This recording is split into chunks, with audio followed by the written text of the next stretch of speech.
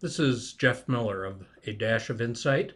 And as part of the Recession series that we've been doing, we have highlighted Bob Dealey and his creation, Mr. Model.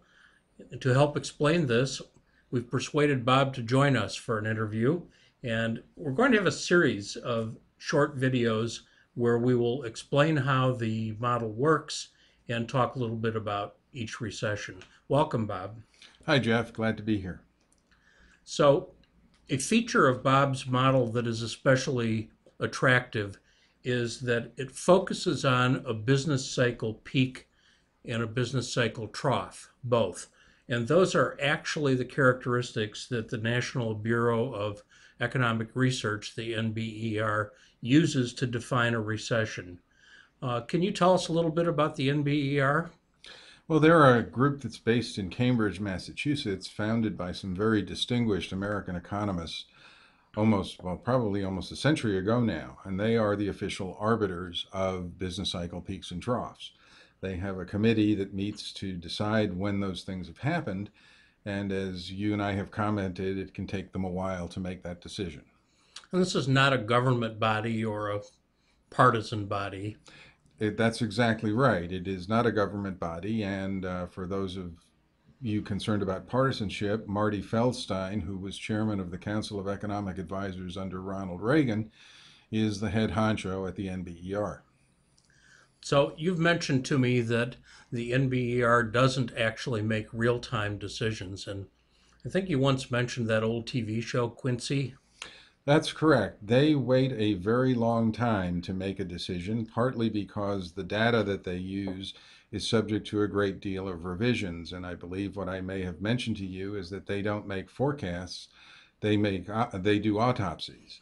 And so, as a consequence of that, we have to wait a while. But while we're waiting, there are any number of tools that we can use to see when they are even on the case, let alone whether there's a peak or trough to be investigated. So one of the things we'll do in this series is look at each of the recessions, but perhaps you could start by telling us a little bit. We have a chart up here to look at of when you developed the model and sort of what you were thinking about at the time. Well, earlier in my career, I worked for two institutions here in Chicago that were terribly sensitive to the business cycle. One was the Continental Illinois National Bank, and the other was the Northern Trust. And I was doing economic research at both of them. And in each case, we were trying to find some way to anticipate cycle turning points because business cycles had a tremendous effect on their businesses. So uh, this was work that you really did in the 70s then, and you looked back at data earlier on this chart to help you with the original development of the model. That's when I started, but really probably the most intense period was in the late 80s after we'd had that second long and deep recession, where it became something that we really had to be much more concerned about. And going forward, I have been managing this in real time probably for the last close to 25 years.